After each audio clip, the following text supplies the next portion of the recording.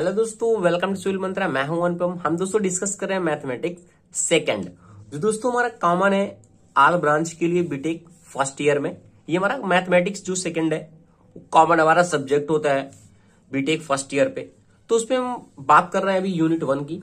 जो हमारा यूनिट दोस्तों 1 है वो है डिफरेंशियल इक्वेशन। क्या है डिफरेंशियल इक्वेशन है, इसे हम पार्ट वाइज क्या करेंगे, डिस्कस करेंगे। तो ये हमारा क्या होगा दोस्तों, पार्ट 1 होगा। क्या होगा, पार्ट 1 होगा, जिसमें हम क्या करें, छोटे छोटे लेक्चर बनाने के बाद एक एक करके डिटेल से डिस्कस करेंगे, क्योंकि जो आपके एग्जाम पॉइंट ऑफ व्यू से क्या होगा, बहुत ही इंपॉर्टेंट होगा। तो पार्ट 1 में हम फर्स्टली बात करेंगे linear differential equation nth order with constant coefficient को, कि जो हमारी लीनियर डिफरेंशियल इक्वेशन है उसे हम किस तरीके से सॉल्व करेंगे। और इसके बाद हम इसी में बात करेंगे कि हमारा CF क्या होता है, कंप्लीमेंट्री फंक्शन को हम किस तरीके से निकालते हैं, और जो हमारा पार्टिकुलर इंटीग्रल होता है उसको हम किस तरीके से सॉल्व करते हैं। इस वीडियो में हम डिटेल से ये चीज जानकारी करेंगे। सेकंड हम बात करेंगे जो हमारी साइमल्टेनियस डिफरेंशियल इक्वेशन होती है वह किस तरीके से सॉल्व होती है। तो ये हमारा होगा दोस्तों पार्ट 1 का। तो वीडियो स्टार्ट करने से पहले आपसे रिक्वेस्ट है, अगर आप चैनल पर नए हैं तो चैनल को जरूर सब्सक्राइब कर लें। आइए दोस्तों स्टार्ट करते हैं। d2y/dx² + 4y equal sin square 2x with condition y 0, जहां दिया फंक्शन हमारा 0 equal y' 0 equal to 0। Okay, तो इसे हम क्या करते हैं, स्टेप बाय स्टेप क्या करते हैं, हम सॉल्व करते हैं। तो हमारा गिवन इसको हम इस तरीके से लिख सकते हैं d2y/dx² + 4y इक्वल, अब क्या किया है, sin स्क्वायर 2x गिवन है, तो हमें पता है cos 2x का फॉर्मूला 1 - 2 sin स्क्वायर x होता है।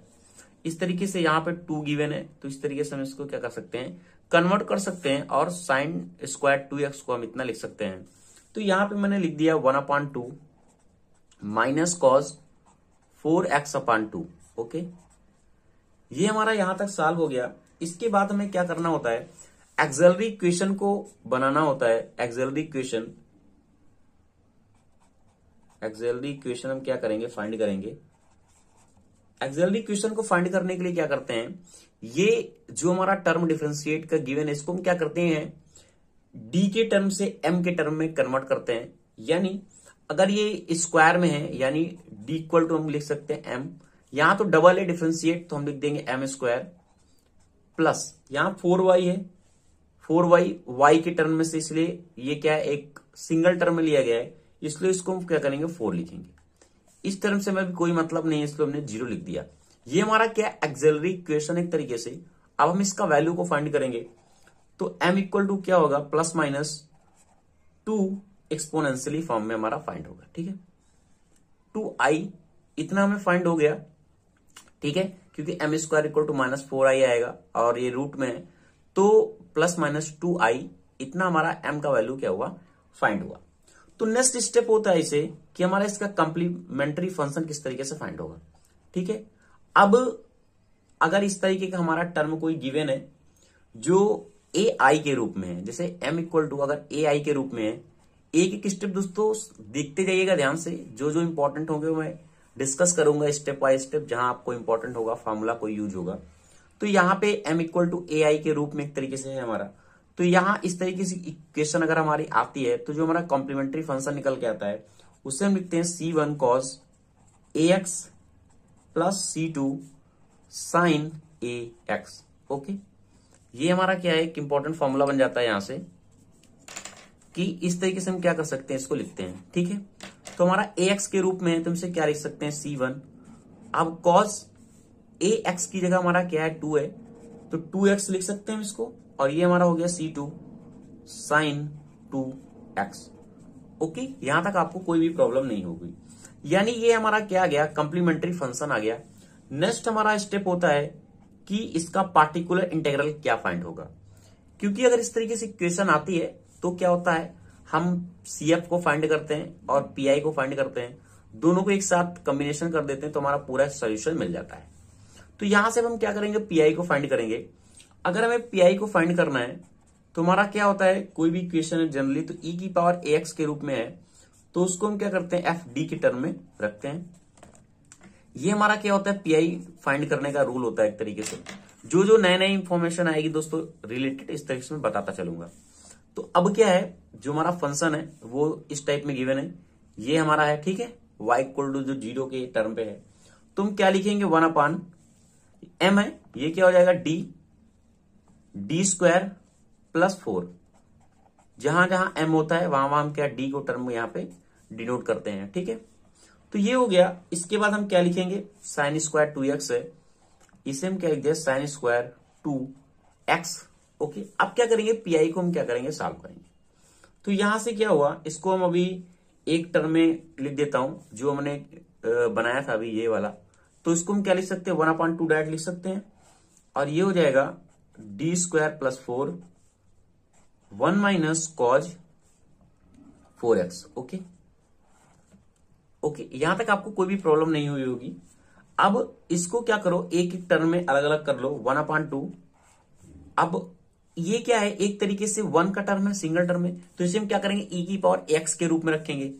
तो e की पावर यहां पे क्या है, 0 है, x, इसको मैं इस तरीके से लिख देता हूं, ये हमारा होगा d स्क्वायर प्लस 4, ठीक है, माइनस का साइन cos 4x, क्योंकि मल्टीपल किया माइनस के साइन के साथ, ये हो गया d स्क्वायर प्लस 4। ओके, अब हम क्या करते हैं, जहां जहां d स्क्वायर है यहां ये वाली वैल्यू को पुट करते हैं, d की जगह ये जो हमारी वैल्यू निकल के आती है, जो हमारी a होती है, ठीक है, यहां पे a वाली वैल्यू को पुट करते हैं एक तरीके से। तो 1/2, अगर हम a की जगह 0 है हमारा वैल्यू, तो 0 रखेंगे तो 0 हो जाएगा। तो ये हमारा कितना मिल जाएगा, 1 और 0 प्लस 4 माइनस। अब यहां देखो जो ax हमारा क्या है, साइन के टर्म में, अगर हमारा फंक्शन कॉस में हो या साइन में हो तो उसे हम किस तरीके से लिखते हैं, sine ax f d square होता है, कितना होता है, d स्क्वायर होता है, ठीक है, ये हमारा रूल होता है। तो हम क्या करेंगे, स्क्वायर का वैल्यू पुट करेंगे, यहाँ पे माइनस के साइन के साथ आएगा, यानी d square equal to minus a square हम लिख सकते हैं। तो यहां पे क्या हुआ, a स्क्वायर हमारा क्या है, 4 है, यानी 16 हो जाएगा इंटू, तो cos 4x upon minus 16, a की जगह पुट किया माइनस प्लस 4। ओके, नेक्स्ट इसे हम आगे सॉल्व करते हैं, यहां तक आपको दिख रहा होगा इजिली। यहां से सॉल्व करने के बाद ये कितना मैंने मिल गया, 1/2, ये 1/4 हो गया, माइनस cos 4x 16, और ये 4 कितना हो गया हमारा, 12 हो गया। ओके, इसे हम और सॉल्व करते हैं, तो कितना हो जाएगा, 1/8 हो जाएगा, कॉमन ले लिया हमने, 1 बचेगा यहाँ पे, 4 है, और प्लस 1/3, क्योंकि 1/4 हमने कॉमन ले लिया, और ये हो जाएगा हमारा cos 4x। ओके, इसके बाद हमें कह रहा है कि इसे हमें अब y फाइंड करना है, फाइनली सोल्यूशन। तो फाइनली सोल्यूशन को फाइंड करने के लिए हम क्या करते हैं, जो हमारा फाइनली सोल्यूशन निकल के आता है उसको हम क्या करते हैं, CF हमारा जो निकल के आता है, और PI को क्या करते हैं, हम ऐड कर देते हैं, ठीक है, तो हमारा फाइनल सोल्यूशन मिल जाता है। तो यहां पे हमने जो CF को फाइंड किया था वो कितना निकला था, C1 cos 2x plus C2 sin 2x था, और हमारा ये जो PI है ऑलरेडी हमें गिवन है, 1/8 1 प्लस 1/3 cos 4x। ओके, यहां तक कोई भी प्रॉब्लम नहीं है, ठीक है। और हमारा जो y डैश है, क्योंकि हमें 2 इक्वेशन चाहिए होता है, कह रहा है हमारा जो क्वेश्चन है, देखो क्या कह रहा था, y चाहिए और हमें y डैश चाहिए, ठीक है। तो हमने दोनों इक्वेशन को फाइंड किया। अब इसके बाद क्या करेंगे हम, इसको क्या करेंगे, d डैश का यहां मतलब क्या, डिफरेंशिएट करना। तो अब क्या हो जाएगा, C1 हो जाएगा कांस्टेंट टर्म में, cos 2x का क्या होता है, माइनस साइन 2x हो जाएगा, और 2 का क्या हो जाएगा, 2 हो जाएगा, 2x का 2, प्लस इसी तरीके से 2 हो जाएगा यहाँ पे C2, अरे साइन का क्या हो जाएगा, cos हो गया, cos 2x। ओके, अब देखो ये टर्म बचा आपका, ये जो गिवन है, अब ये 4x है तो 4 हो जाएगा, cos के साथ माइनस का साइन आ जाएगा, ये हमारा टर्म 0 हो जाएगा। तो यहां पे क्या हो जाएगा, 4, ये 4 हुआ, 2 यानी 1/6 हो जाएगा, 1/6 sin 4x। ओके, इतना हम लिख सकते हैं, यानी y और y डैश हमें दोनों मिल गया। तो बाउंड्री कंडीशन हमारी क्या कर रही थी, y हमारा क्या है, 0 है, ठीक है, और नेक्स्ट कंडीशन कह रही थी y डैश हमारा 0 है, इक्वल टू 0 है, इक्वल टू 0 है, ये हमें क्या है, कंडीशन गिवन थी क्वेश्चन के अकॉर्डिंग। तो नेक्स्ट स्टेप में हम क्या करेंगे, कंडीशन को अप्लाई करते हैं इस इक्वेशन पे। पहले जहां गिवन है हमारा y 0 इक्वल टू 0 है, ये फर्स्ट इक्वेशन हम यहां अप्लाई करेंगे। तो होगा क्या, ये हमारा टर्म क्या हो जाएगा, 0 इक्वल टू, अब 0 पुट करना है, cos 2x का वैल्यू के लिए 1 होता है, इसलिए हमारा ये हो जाएगा C1 प्लस ये टर्म हमारा पूरा क्या हो जाएगा, 0 हो जाएगा, और ये टर्म हमारे 1 निकलेगा, यानी ये 4 का टर्म है। एक मिनट, हाँ ठीक है, ये तो यहां से क्या मिलेगा हमें, प्लस 1/6 मिल जाएगा, ठीक है, क्योंकि ये टर्म हमारा क्या हो जाएगा, पूरा 0 हो जाएगा। तो ये कितना निकल के आया यहाँ पे, 1/8 हो गया, यानी हमारा जो C1 इक्वल टू कितना का, 1/8 माइनस का। ओके, C1 हमें निकल आया। अब हमें C2 को फाइंड करना होगा, तो नेक्स्ट वाली इक्वेशन पे फाइंड कर देते हैं। नेक्स्ट हमारी जो कंडीशन गिवन है, क्या कह रही है, y डैश जो 0 दिया है वो भी क्या है, 0 के बराबर है। तो यहाँ पे हम क्या करेंगे, जो इक्वेशन के साथ ये हमारा क्या हो जाएगा, 0 हो जाएगा, ठीक है। अब साइन का टर्म 0 हो जाएगा, अब ये हमारा क्या बचेगा, 2C2 बचेगा, ठीक है, ये 2C2 बचेगा, और ये टर्म हमारा क्या हो जाएगा, 0 हो जाएगा पूरा, ठीक है। तो यहां पे हमारा जो C2 का वैल्यू कितना फाइंड होगा, वो 0 फाइंड होगा। अब जो हमें C1 मिला, C2 मिला है, C1 मिल गया हमें, और हमें C2 भी मिल गया है, ठीक है। अब क्या करो, जो हमारी y फाइनली हमारी इक्वेशन बनी है ये वाली, उस इक्वेशन पे क्या करो, इसको पुट कर दो, C1 और C2 की वैल्यू को पुट कर देते हैं। ओके, तो अगर इसमें हम वैल्यू को पुट करते हैं, जो हमारा फाइनली फंक्शन बनेगा, तो क्या होगा, 1/8 हो जाएगा, माइनस 1/8 cos 2x हो गया, प्लस अब C2 की जगह क्या हो जाएगा, ये 0 हो जाएगा, तो लिखने का कोई जरूरत है नहीं।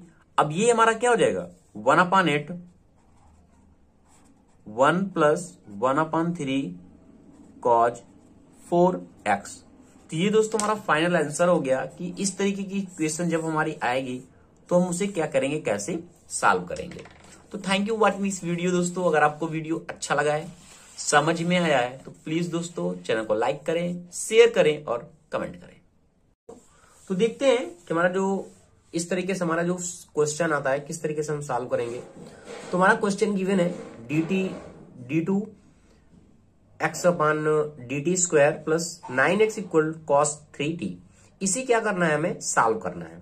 तो इस तरीके से क्वेश्चन को सॉल्व करने के लिए हम क्या करते हैं, देखते हैं। ये हमारा क्या गिवन है, d2x और dt स्क्वायर है, प्लस ये 9x प्लस cos 3t है। ये हमारा क्या है, क्वेश्चन गिवन है। अब हमें करना क्या होता है, पहले इसे हम क्या करेंगे, एक एक्सिलरी इक्वेशन के फॉर्म में हमें चाहिए होता है।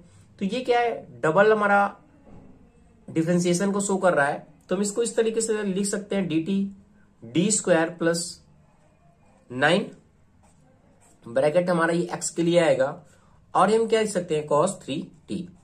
तो पहले हमें क्या चाहिए होता है, एक्सिलरी इक्वेशन हमारा क्या निकल के आएगा, एक्सिलरी हमारा जो इक्वेशन होगा, इसको क्या करते हैं, हम m के टर्म में कन्वर्ट करते हैं। तो ये हमारा हो जाएगा m square plus 9 equal to 0, d m square हो गया, ये 9 हो गया, x का हम नहीं लिखेंगे, तो हमारा m square plus 9 equal to 0, ये हमारा क्या एक्सिलरी इक्वेशन है।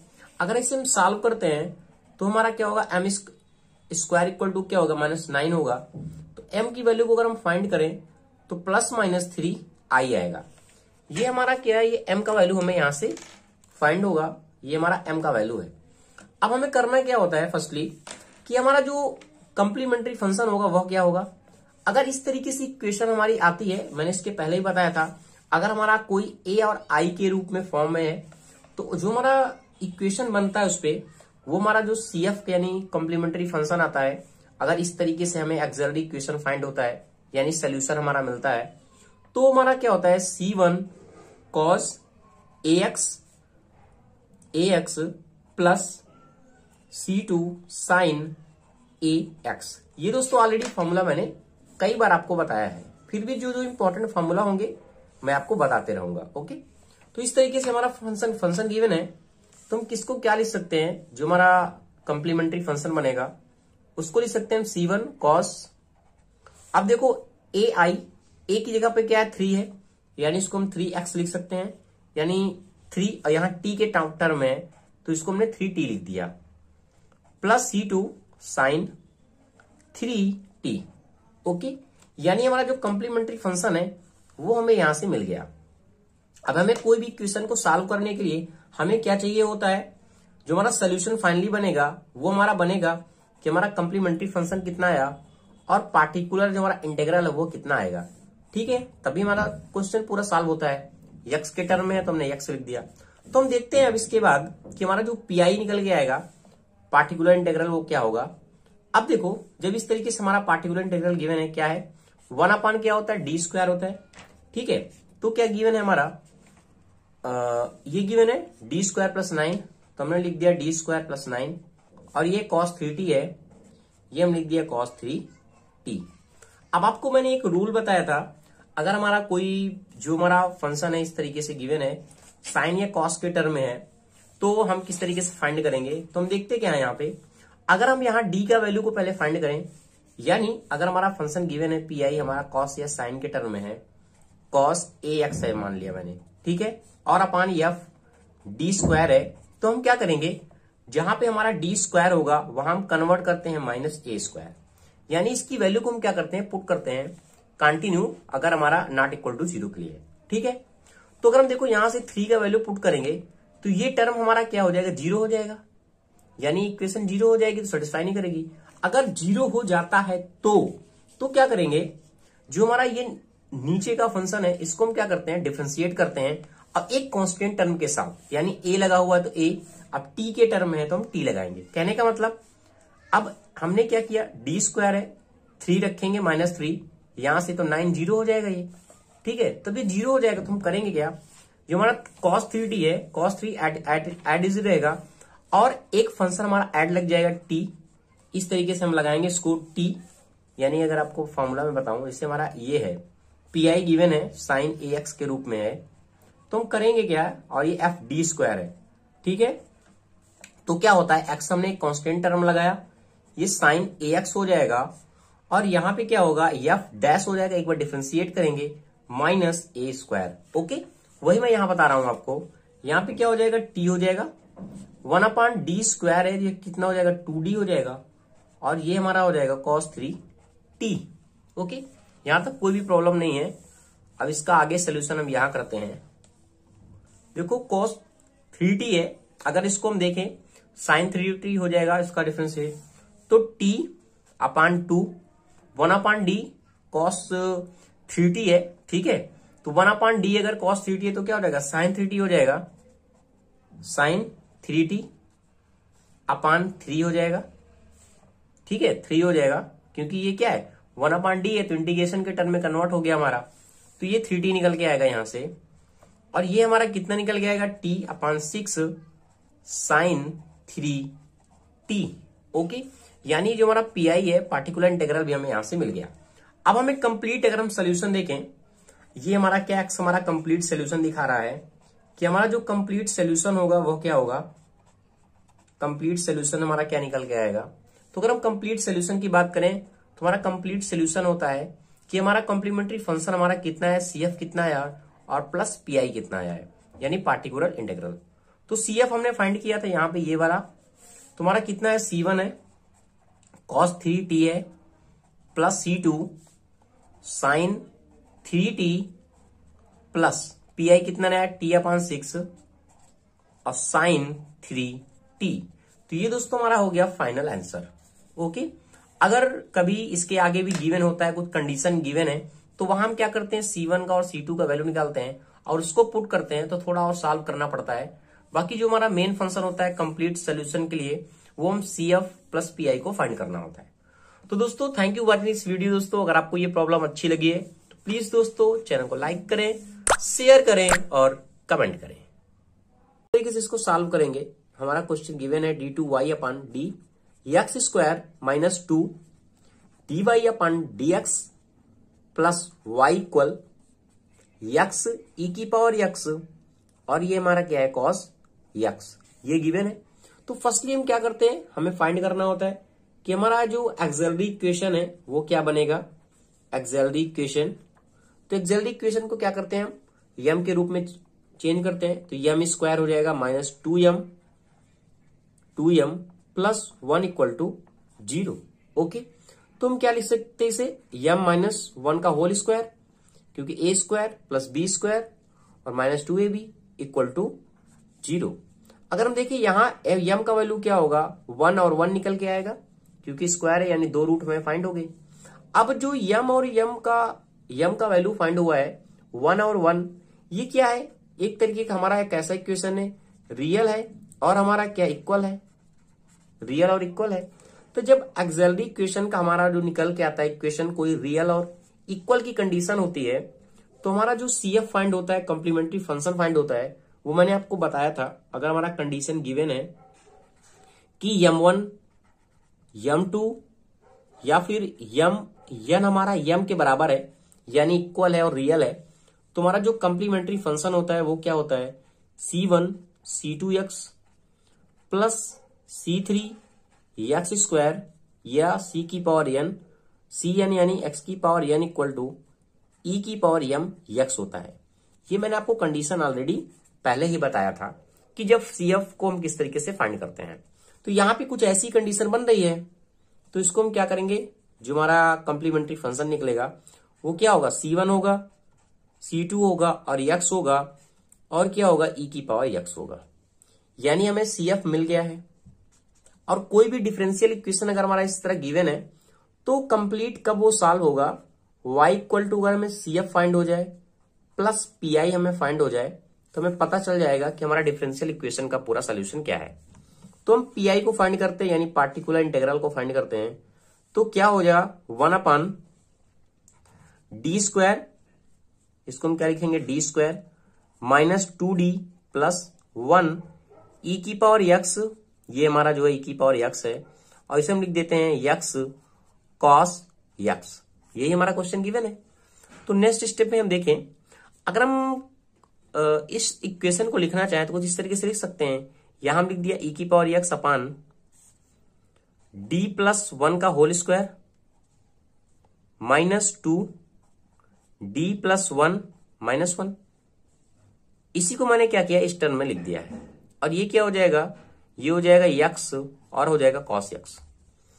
अब हम इसे क्या करेंगे, सॉल्व करते हैं, तो हमें मिलता क्या है, ये मिलेगा हमें e की power x upon d square x cos x। Okay, अब यहां जो 1 अपान d का मतलब क्या है, ये बता रहा है कि हमें डिफरेंशिएट करना है, क्या डबल बार डिफरेंशिएट करना है। ठीक है, तो ठीक है, देखते हैं किस तरीके से सॉल्व करेंगे। तो यहां पे क्या होगा, e की पावर x हो जाएगा 1 अपान d, क्योंकि सिंगल बार हम करेंगे।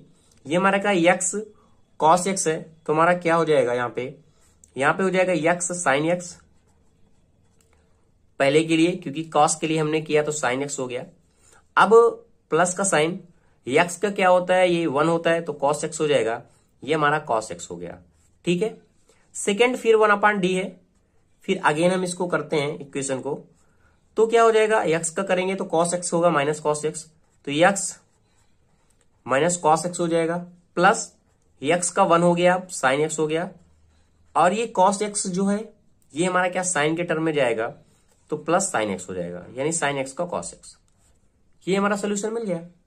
तो जो हमारा PI है, जो हमारा पार्टिकुलर इंटीग्रल है, वो हमें इतना फाइंड होगा। अभी हमें क्या चाहिए, कंप्लीट सोल्यूशन चाहिए, कि हमारा जो कंप्लीट सोल्यूशन क्या होगा, कंप्लीट सोल्यूशन, तो वो क्या होता है, y इक्वल टू मैंने बताया था आपको, यहाँ पे देखो ये क्या होता है, CF होता है प्लस PI होता है। ठीक है, हमने CF को ऑलरेडी पहले फाइंड किया है, तो हम लिख सकते हैं C1 plus C2 x e की पावर x। ठीक है, और जो हमारा PI है वो कितना है, प्लस e की power x minus x cos x plus 2, ये 2 1 और 1 2, ये हो जाएगा हमारा sin x। ओके, तो इस तरीके से हम क्या कर सकते हैं, क्वेश्चन को सॉल्व कर सकते हैं। वो हमारा साइमल्टेनियस डिफरेंशियल इक्वेशन। इसके पहले ऑलरेडी मैंने डिस्कस किया था कि साइमल्टेनियस का मतलब यहाँ क्या होता है डिफरेंशियल इक्वेशन पे, और जो इसके इंपॉर्टेंट रूल है वो हमने ऑलरेडी डिस्कस कर लिए हैं। तो बात करते हैं क्वेश्चन को हम किस तरीके से सॉल्व करेंगे। गिवन हमारा एक क्वेश्चन कह रहा है कि सॉल्व करना है हमें dx अपान dt equal 3x plus 8y, और नेक्स्ट इक्वेशन गिवन है हमारा dy अपान dt equal minus x minus y, और जो हमारा कंडीशन इसमें गिवन है वो कह रहा है कि x 0 ये फंक्शन के लिए है, इक्वल 6 है, और y जब 0 होगा फंक्शन के लिए वो हमारा क्या है 2 है। तो इस तरीके से जो हमारा क्वेश्चन होगा जो डिफरेंशियल इक्वेशन का, जिसमें हमारा साइमल्टेनियस डिफरेंशियल इक्वेशन जो हमारी कहलाती है, तो किस तरीके से सॉल्व करेंगे देखते हैं। हमारा क्या क्वेश्चन गिवन है, dx/dt प्लस 3x + 8y। इसको मैं एक बार फिर से लिखते हैं कि स्टेप को सॉल्व करते हैं। dx/dt, अब इसको मैं इस साइड ले लेता हूं क्योंकि सेम टर्म के लिए ये हमारा हो गया 3x - 8y = 0। अब dx/dt है, अब -3x है, इसको मैं क्या d लिख सकता हूं, यानी d - 3, और x को मैंने क्या किया है कॉमन कर दिया, ये dy = क्या हो गया 0 हो गया। ठीक है, इस इक्वेशन को मैंने मान लिया फर्स्ट है। ये सेकेंड इक्वेशन ये मानते हैं हम, dy/dt = -x - 3y। अब ये dy/dt है, dy/dt प्लस 3y, और ये हो गया प्लस x = 0। यहां पे क्या हो जाएगा, d + 3 हो जाएगा, ये y हो गया प्लस x = 0। इसको मैंने मान लिया इक्वेशन हमारी क्या है सेकंड है। अब हमें क्या करना पड़ता है, अभी जहां देखो x है, y है, d हमारा कांस्टेंट dy/dt के टर्म में है, यानी कई सारे हमारे कांस्टेंट मिल रहे हैं। हमें x या y में क्या करना है, इसको एक तरीके से बदल लेना है। अब हम क्या करेंगे, यहाँ पे y को एलिमिनेट करते हैं दोनों इक्वेशन को सॉल्व करके, 1 को और 2 को सॉल्व करेंगे। तो सॉल्व करने के लिए हम करते क्या है, जो हमारी इस पे क्या कर रहे हैं, इसका मल्टीपल कर दे रहे हैं। जो इक्वेशन सेकंड है, इक्वेशन सेकंड में हम d - 3 का मल्टीप्लाई करेंगे, और इस इक्वेशन पे 4 का, पहले इसको सॉल्व करते हैं, देखते हैं क्या कर रहा है। ठीक है, अब आपको दिख रहा होगा। तो जब इस पे मल्टीपल करेंगे तो हमारा आएगा क्या, d - 3 और d + 3। ठीक है, ये जो d - 3 है, d ये x के टर्म में ना, इस पे करो ताकि हमें आसानी होगी सॉल्व करने के लिए। d + 3 का करो, ठीक है, d + 3 का इस वाली इक्वेशन पे करते हैं, इक्वेशन 1 पे, इक्वेशन 1 पे d + 3 का। तो क्या हो जाएगा, यहां d + 3 पे d - 3, d + 3 into x -8y है y, और d + 3 = 0। ठीक है, अब इसको मान लो भी थर्ड इक्वेशन हमने मान लिया। इस इक्वेशन को और इस इक्वेशन को क्या करो, सॉल्व करो। ठीक है, देखते हैं भाई, सॉल्व करते हैं, दोनों को माइनस करते हैं। तो देखो यहां पे क्या है, d + 3y + x = 0 है। इसको सॉल्व करने के लिए क्या किया, इस वाली इक्वेशन पे हमने 8 का मल्टीपल कर दिया, d + 3y और प्लस 8x = 0। ऐसा क्यों किया, क्योंकि यहां भी देखो माइनस का साइन के साथ 8 है ना, तो ये हमारा कैंसिल हो जाएगा। अब जो ये वाली इक्वेशन है और ये वाली इक्वेशन को मैंने क्या किया, ऐड कर दिया। तो देखो ये वाला टर्म क्या हो गया, कैंसिल आउट हो गया। ठीक है, यहां पे कोई डाउट नहीं है। अब ये बच गया और ये बचेगा, यही तो बचेगा। तो यहां पे हम लिखते हैं इसको, जो हमारा सॉल्व करने के बाद आया है, कितना आया है, d + 3 और d - 3 x + 8x = 0। ओके, क्योंकि 8x बच रहा है। यहां तक हमने सॉल्व कर लिया। थोड़ी आवाज हो सकता है दोस्तों मेरी प्रॉब्लम कर रही है, थोड़ी तबियत सही नहीं है। तो d + 3 d - 3 कितना हो जाएगा, d² - 9, और ये 8 है, 8, और इसको हमने x = क्या लिख दिया, 0 लिख दिया, यानी d² = माइनस का साइन 1, और ये x = क्या हो जाएगा, 0 हो जाएगा। अब जब ये वाली इक्वेशन हमारी फाइंड हो गई है, तो हम फाइंड क्या करते हैं कि हमारा ऑक्सिलरी इक्वेशन क्या बनेगा। ऑक्सिलरी इक्वेशन क्या बनेगा, ऑक्सिलरी इक्वेशन हमारा क्या बनेगा, ऑक्सिलरी इक्वेशन क्या होता है, m के टर्म में इसको चेंज करते हैं, यानी m² - 1 = 0। इसको टर्म को सब 0 लेते हैं, और m² क्या हो जाएगा, 1 हो जाएगा। और जब हम m का वैल्यू फाइंड करेंगे तो कितना आएगा, +-1 आएगा। ठीक है, अब जब इस तरीके से हमारा ऑक्सिलरी इक्वेशन का हमें रूट मिलता है, तो जो हमारा CF होता है वो कितना होगा, एक बार इसकी वैल्यू क्या होगी, 1 होगी, एक बार -1 होगी। तो C1e⁻t प्लस C2e⁻t, पहले माइनस लगा लो, प्लस लगा लो, कोई दिक्कत नहीं है। ये हमारा क्या हुआ, CF फाइंड हो गया।